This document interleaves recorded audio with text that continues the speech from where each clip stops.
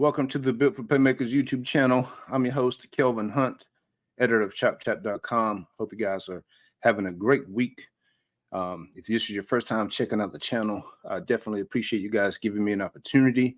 As my guy Jay-Z said, you could have been anywhere else in the world, but you're here with me. So I appreciate that.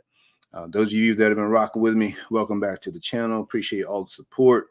If you could go ahead and like that button right there, man. We the goal for the last video was over 60. We hit that, so let's go ahead and hit 75.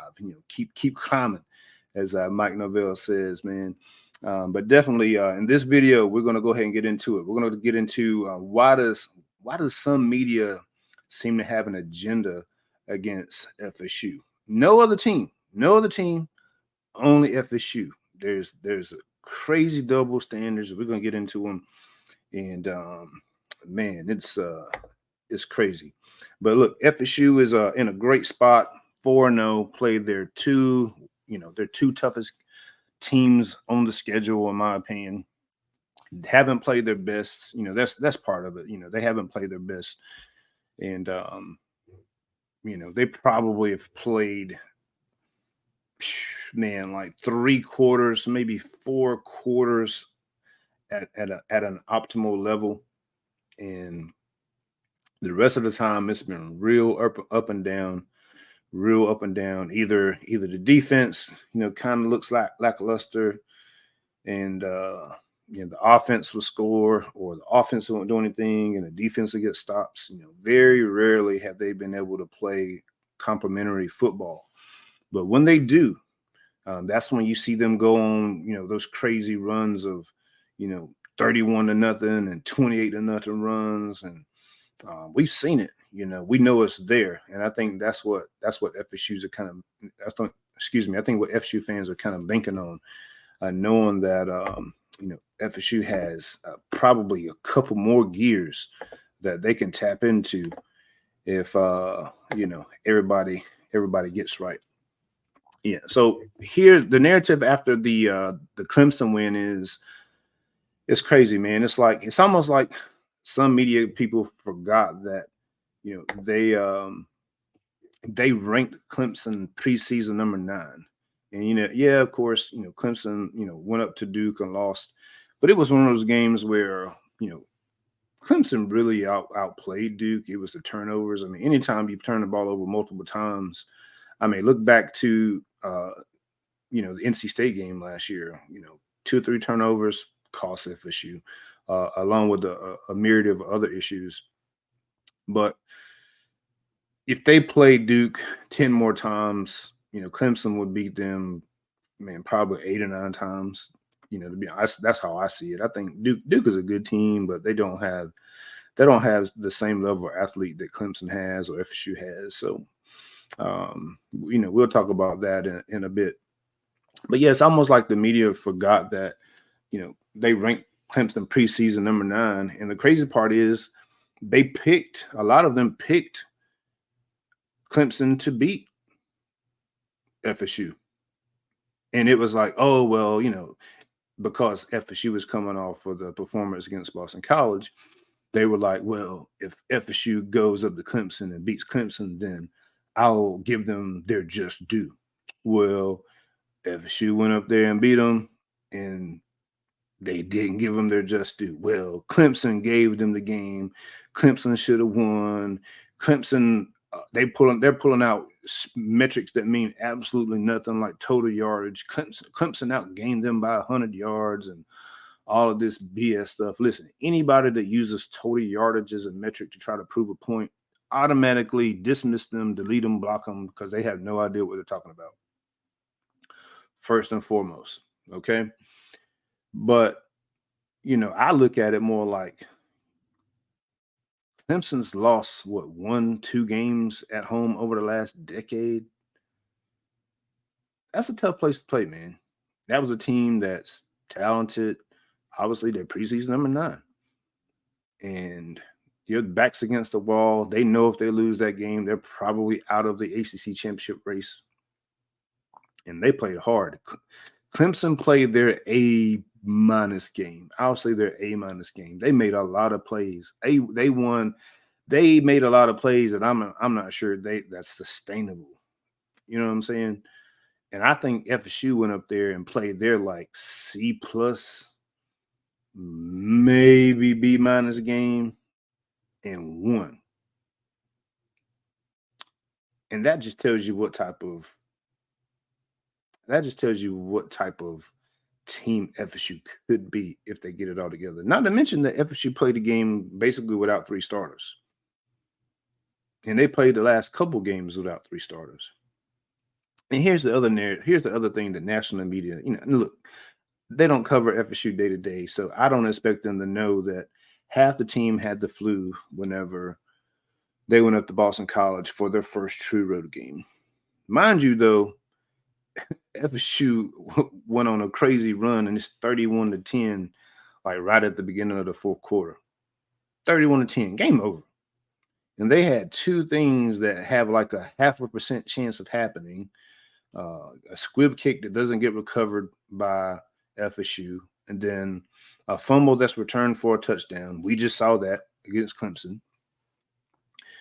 And, if you don't want to give FSU credit for it happening against Clemson, then you can't really give Boston College credit for it happening, and they still lost the game.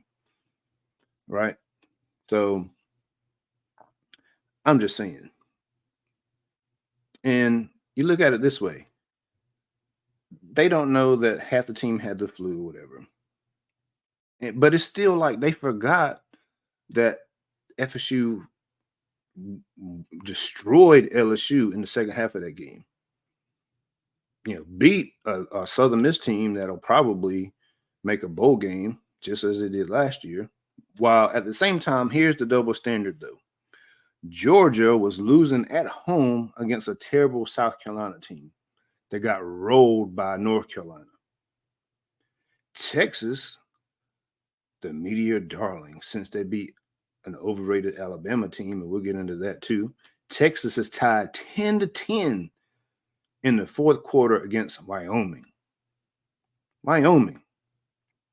Bama is tied 3-3 with University of South Florida at halftime. You don't hear about any of that, though. You don't hear about any of that type of stuff. I mean, everybody has off games. I mean, Ohio State didn't look good their first game. Georgia didn't either, really, against, I think it was Tennessee Martin, somebody. And so I'm just trying to figure out why is it only against FSU, though? You got guys like Joel Klatt out here just making up stats, talking about Clemson turned the ball over twice. That's one of the reasons they lost. They only turned over once. You got, this other guy, I call him Kurt Franklin Light, who, man, I mean, if anybody could be more biased, I don't know if it's possible. The dude that's in love with Colorado. I mean, Colorado hasn't beat anyone whatsoever. Look, they won 3 games. Yeah, that's better than last year, but they haven't beat anybody. They haven't. And you saw them go up against a real team, and they got absolutely destroyed. And this guy still has Colorado ranked in the top 25. Like the same thing isn't going to happen this week when they play USC. I mean, come on, man. Let's be real. We got people out here just making up stuff to get engagement, really. I mean, I think that's what it boils down to. I guess they may know that FSU's fan base won't take any crap, and they know that they'll get clicks and things like that. I mean, look, I'm here talking about it, so maybe that's the rationale. But the good thing is, FSU controls their own destiny. FSU is in the perfect spot right now. They haven't played their best game, haven't come close to playing their most complete game yet. And they're on a bye week. And they have teams that they have to play that are playing important games that you can glean information from. At the same time, guys that are hurt or getting opportunity to get healthy. And like I said, FSU's been playing without 3 starters basically for the last 2 games. The defensive issues, a lot of those can be attributed to one position, safety. Whenever Akeem Dent comes back, I think you will see a lot of that stuff cleared up. Offensively, we've seen glimpses of the run game. Second half LSU, we saw a couple of really strong runs from Trey Benson against Clemson. I broke down film from the Clemson game. I showed you opportunities that where FSU did block it up, or Jordan Travis just didn't keep the ball on a read, and they would have been successful. And here's the thing, though. Here's the thing to remember. I don't care what type of team Mike Norvell has. I don't care what type of personnel he has. Mike Norvell teams have always found a way to run the ball. Remember, they couldn't run against Wake Forest last year. They couldn't run against NC State last year. But, buddy, they turned it on in the second half and had 6 games in a row with 200-plus rushing yards. So I have faith in the staff. They got personnel. Guys get healthy. They're gonna be able to run the ball as long as guys get healthy. And I think we'll have an opportunity for that, because you got this week, next week, as they prepare for Virginia Tech, who is terrible, by the way. So that's almost like an extended bye week, so to speak. I don't want to disrespect Virginia Tech, but they're awful. They're awful. And so basically you're going to have, 2-3 weeks for FSU to get right. But here's the thing. Here's the thing to remember about what the media is going to do, right? So with these upcoming games this week, you have Clemson goes up to Syracuse.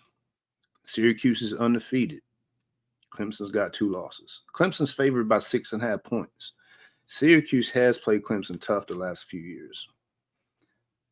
But if Clemson goes up there and beats Syracuse, and then Syracuse comes down to Tally in a couple weeks, and FSU beats them, guess what? Well, they're not any good, because Clemson beat them, and then FSU beat Clemson. Duke plays this week. They host Notre Dame at Wallace Road Stadium, I think it is. Only about 30 minutes from my house. Notre Dame's favored in that game by 5.5 points. Notre Dame just lost to Ohio State by 3 points.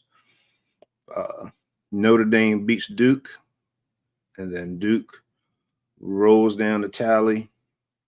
And let's say it's a close game and FSU wins. Well, they're not any good, really. They're okay, but they're not really good.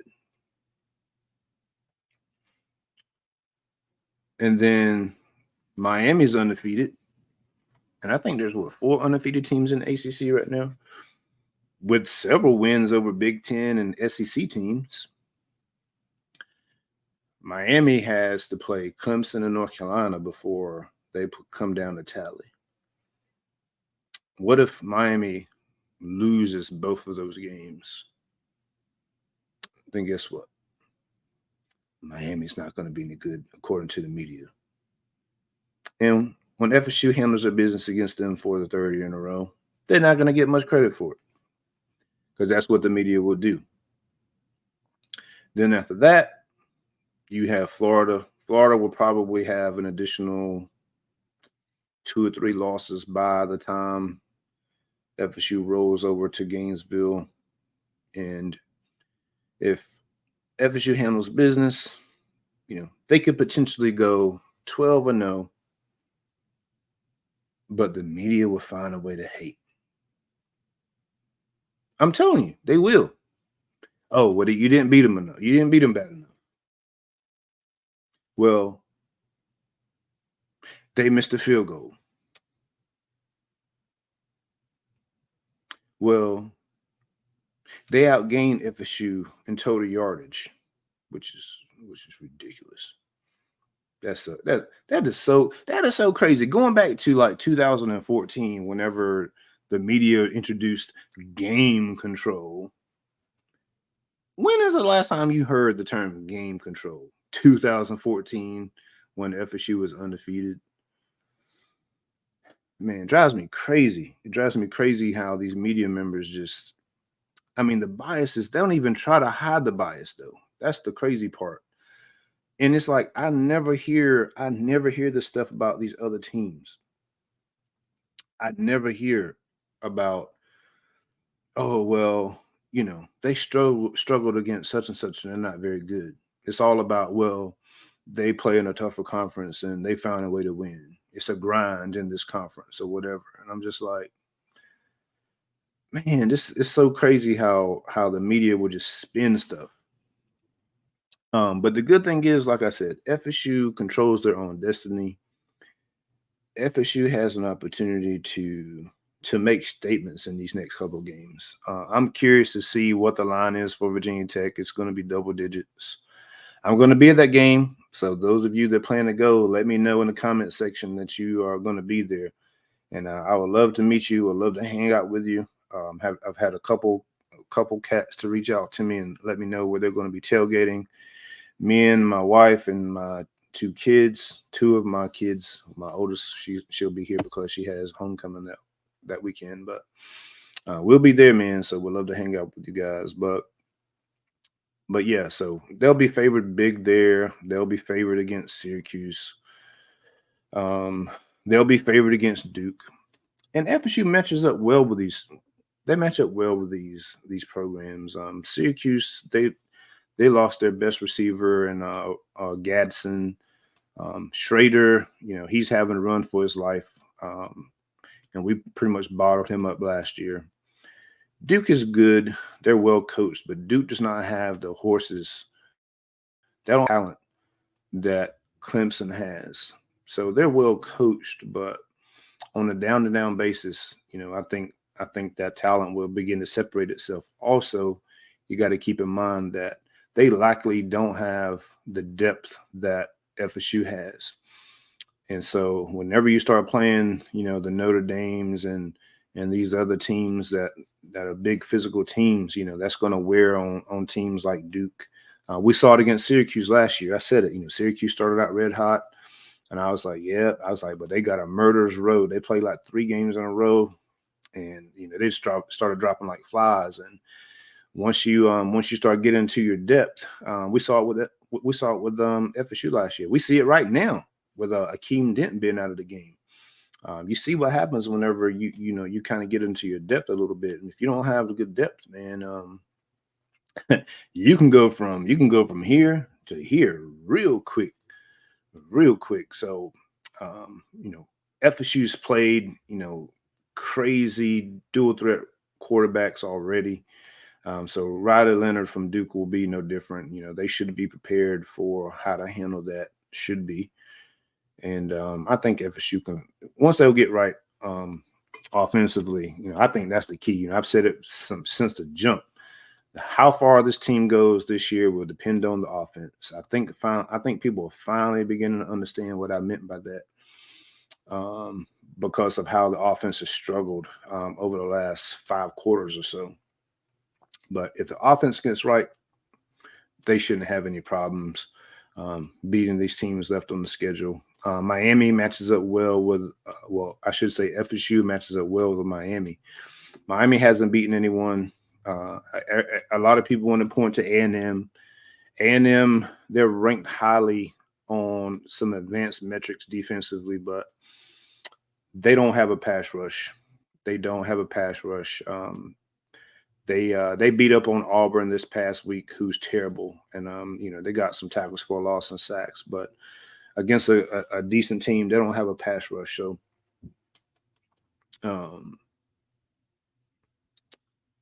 so FSU should get to TVD just as they have the last 2 years. And, whenever you get pressure on TVD, he doesn't play well at all. So I like that matchup for FSU's defense. They don't have to worry about him running around and doing all this crazy stuff. They're going to be able to find him, pretty easily. Miami hasn't been able to run the ball still this year. They had less than 100 yards against A&M's defensive front. FSU's been real stout against the traditional run game, so I think they can make Miami one-dimensional and kind of go from there. Defensively, Miami, they're going to, be Miami and do Miami things and give you opportunities to beat them because they're crazy aggressive and undisciplined. And Florida's Florida. Florida's better defensively, worse offensively. The game is in the swamp, but you have the personnel and the talent to win that game also. The key to it is just not beating yourself. And that's kind of been the motto for FSU players, over the last year or so. Is as long as they handle business and do what, handle what they can control, avoid all the noise and distractions. They have the personnel to beat anyone. And then it's really getting to the playoff, and it's all about the matchups.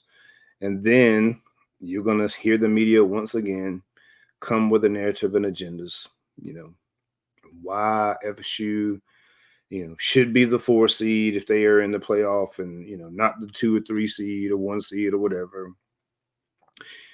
Whoever they do face in the playoff, if they make it that far, why they're going to lose. And it's going to be just, the most random type of excuses made for why FSU should lose the game. So I'm just telling you guys what's going to happen. Just prepare yourself for it. Like I said, if you go and you hear people talking about useless stats, like I said, just block them, mute them, whatever. Don't even waste your time. Rival fans are going to talk. They're talking now because, of the Boston College game or because of the Clemson game. You got Miami fans telling us that Clemson's not any good. But like I said, they get to play them before we play them, before they come and play FSU. So, I'm sure there's a lot of bookmarks on Twitter X that will probably be revisited, just as they were last year whenever Miami fans were talking all that crap, and then FSU went up there and won the game in the first 2 minutes on like 2 plays. So like I said, it's a great spot to be in, man. I mean, just think 3 years ago, FSU was just in the bottom. I mean, the bottom of the bottom.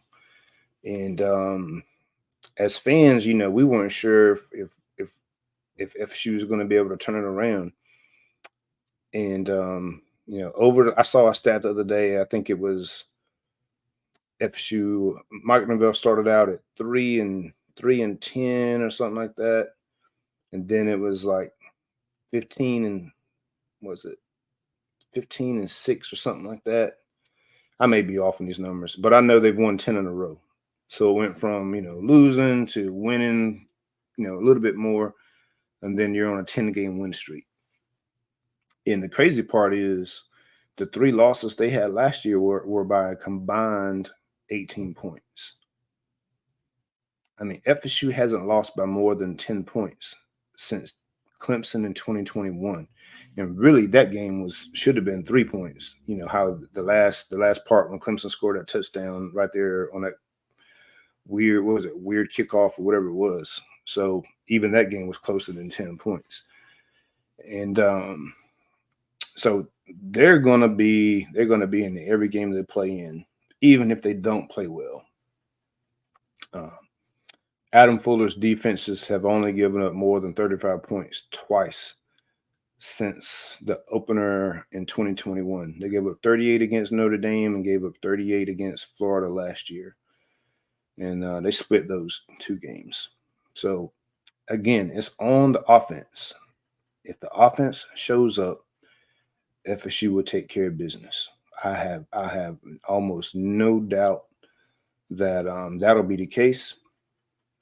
And, it all starts next week whenever they travel to whenever Virginia Tech travels to Florida State, excuse me. So again, go ahead and hit that like button for me right there if you haven't. 75, I need 75 likes, man. And then after that, it's take care of Syracuse, and then take care of Duke, and then it's a three game season from there on out with two of your rivals, and then North Alabama's in between there. So it's a great spot to be in. And the crazy part about it is FSU has one of the top recruiting classes in the country. If they continue to win, that's going to continue to solidify that class as they get closer to early signing day. And then with those remaining recruits out there, there's about 5 or 6, 7 targets out there remaining. If FSU continues to play well and win, you have a great shot of closing on those guys. And then it's off to the races. So enjoy it. It's a great time to be an FSU fan. And, I'll probably try to do a video this weekend after we see some of the opponents that FSU will play. And we'll see how those shake out. And then that'll probably give you a better sense of how FSU will fare whenever they play those remaining opponents. All right. So again, appreciate you guys taking the time to hang out with me. And until next time, we'll talk to you then. Go Noles.